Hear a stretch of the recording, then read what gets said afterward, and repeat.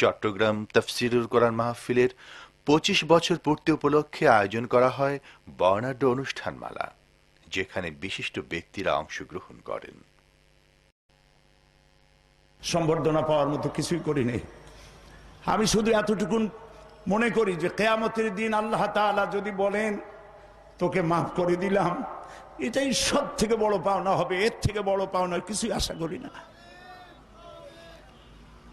কোরআনে কারিমের এই দাওয়াত আপনারা জানেন, গতকাল এখানে ফুরফুরা পীর সাহেব বলে গেছেন, আমার আব্বা এবং আমার চাচা দুজনই ছিলেন হযরত মাওলানা আবু বকর সিদ্দিক রহমতুল্লাহ আলাইহির খলিফা।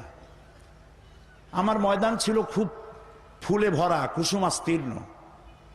সেই কুসুমাস্তীর্ণ পথ থেকে উত্তপ্ত মরুভূমির উপরে, বালুর উপরে জেল জরিমানার ঝুঁকি নিয়ে এই রাস্তায় আসার তৌফিক দিয়েছেন আল্লাহ রাব্বুল আলামিন তাফহিমুল কোরআনের কারণে।